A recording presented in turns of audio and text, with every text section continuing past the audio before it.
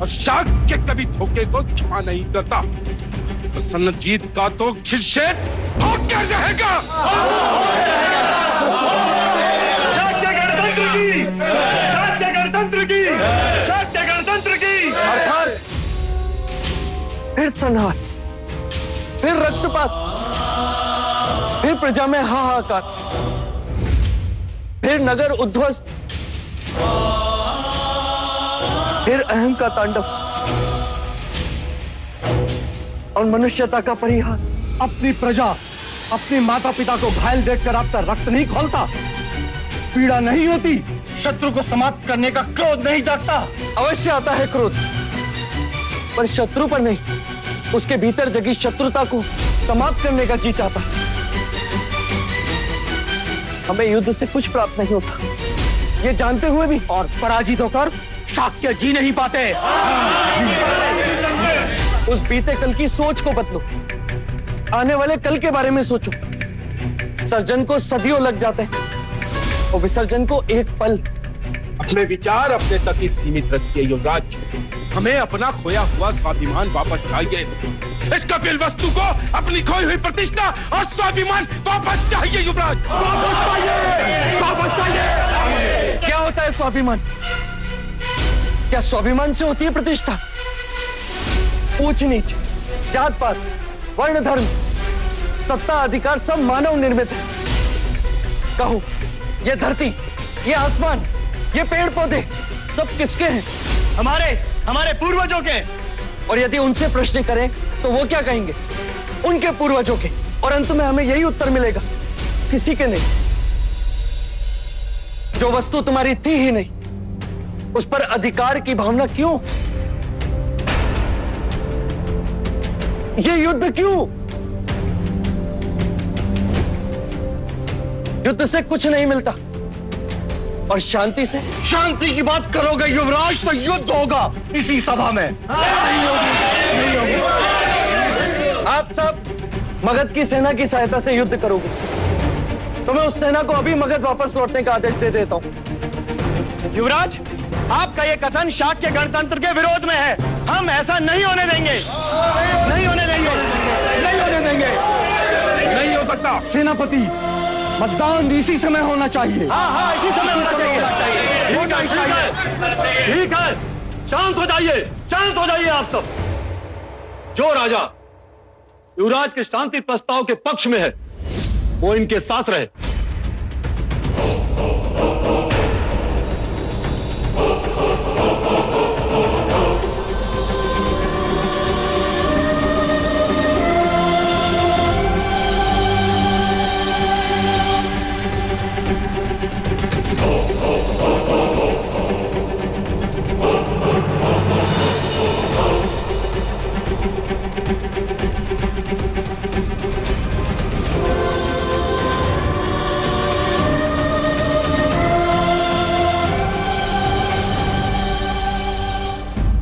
युवराज, महाराज शुद्धोधन यहां होते तो वो भी युद्ध के पक्ष में ही होते।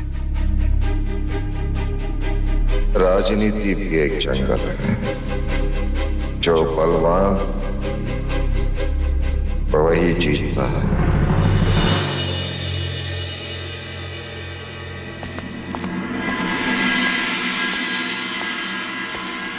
युवराज, सारा शाक्य संघ युद्ध के पक्ष में। अब निर्णय आपको करना है कि आप इनके पक्ष में हैं या नहीं।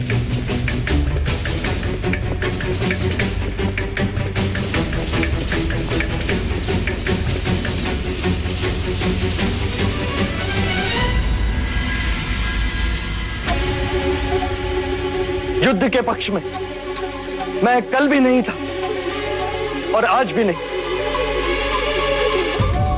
यदि आप शाक्य संघ के पक्ष में नहीं हैं, तो आपको अपने सभा पद से त्याग करना होगा।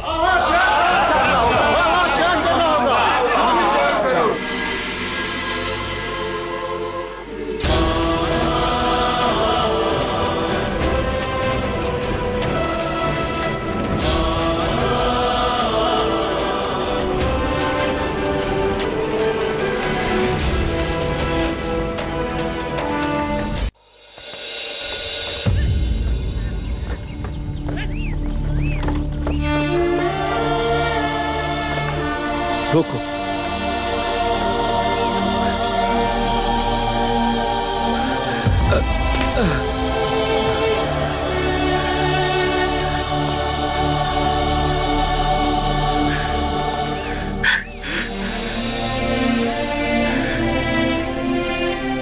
कौन हो भाई?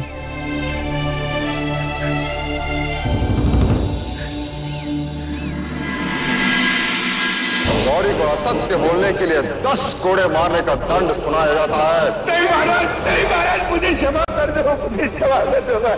अगर आपके बाद असत्य बोलूं तो मेरे अनाज और खेत सब आपके। महाराज, गौरी को क्षमा कर दीजिए।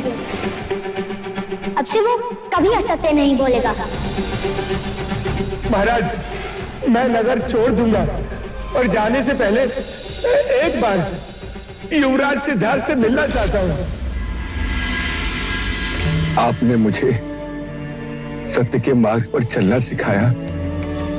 आपका विश्वास बना रहे, इसलिए मैंने किसी भी तरह का लालच न करके कोई भी छल कपट नहीं किया।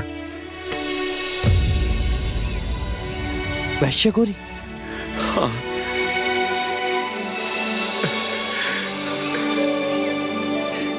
जी हाँ युवराज, वही वैश्य गौरी जिसे सारे नगर ने अपराधी घोषित किया, पर आपने मेरी सहायता की, मुझे जीने का अवसर प्रदान किया। तुम तो नगर छोड़कर चले गए थे। जी युवराज, वो झूठे अपराध का दंड था। झूठी मोहर लगाकर किसी ने मेरी बलि देनी चाहिए थी, और अब गिरे दूध पर क्या रोना। तो अब तक तुम कहां थे? वैशाली चला गया था युवराज, शरीर वहां और हृदय यहां। युद्ध पश्चात कपिल वस्तु के बारे में सुना तो दुख बांटने चला आया।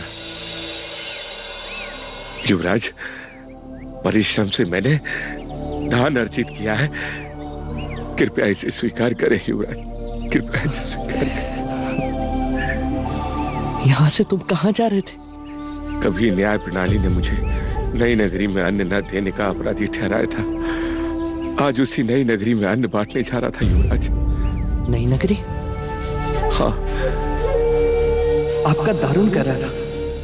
राज्य के सैनिक इसके भाई को कहीं ले गए, किसी नई नगरी में। क्या तुम मुझे अपने साथ नई नगरी ले चलोगे? मैंने आज तक उसे नहीं देखा।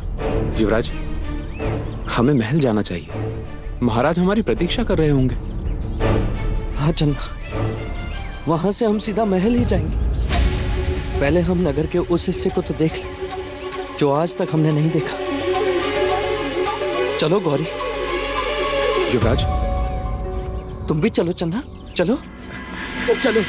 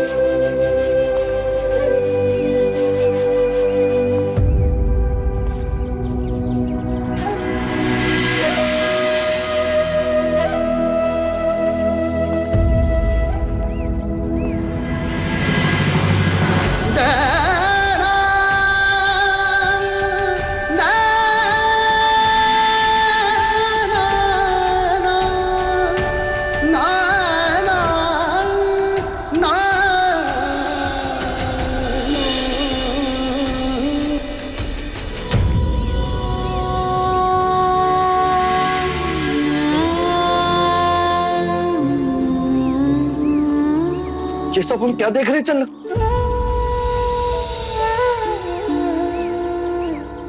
ये सभी अपने पूर्व जन्मों के कर्म फल भोग रहे हैं युवराज। कर्मफल? पर कर्मफल से तो मनुष्य धनिक बनता है या दरिद्र, ये सुना है।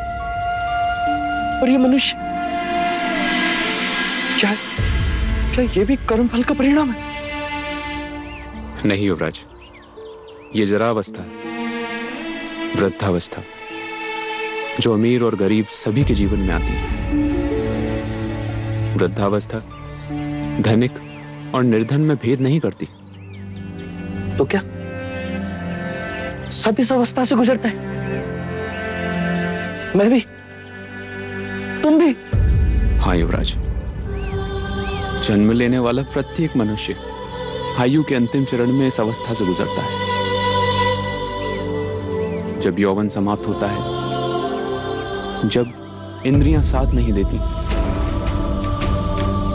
बचपन, युवानी और वृद्धावस्था, यही जीवन के क्रम है। वृद्धावस्था? रुक जाइए, रुक जाइए, रुक जाइए! क्यों मार रहे हैं आप इसे?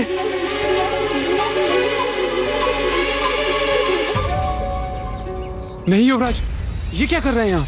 राज, ये रोगी है। लोग इसे छूते नहीं। और रोग तो मुझे भी हुआ था, और सबने मुझे छुआ भी था।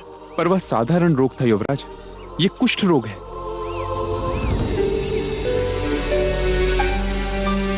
कुष्ठ रोग?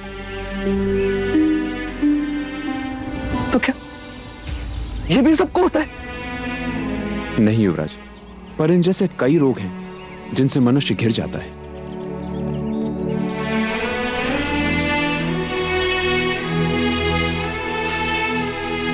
कर्मफल से दरिद्रता मिलती है,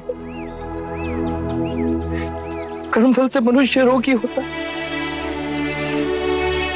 क्या ऐसा कोई मार्ग नहीं जिससे कर्मफल को बदला जा सके, जिससे संसार के सारे दुखों को हम मिटा सके, जिससे यौवन और धन चिरंजीवी हो जाए? कैसे होगा चिरंजीवी जब तक तुम जैसे जन्म लेते रहेंगे?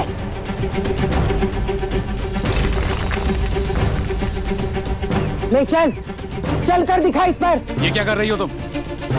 जानती नहीं किससे बात कर रही हो? ये हमारे युवराज है। जानती हूँ, इसीलिए फेंके हैं। जीवन भर इसके फेंके हुए अंगारों पर चले हैं हम, अब ये चलेगा? अपने जीवा पर काबू रखो, तुम युवराज से बात कर रही हो।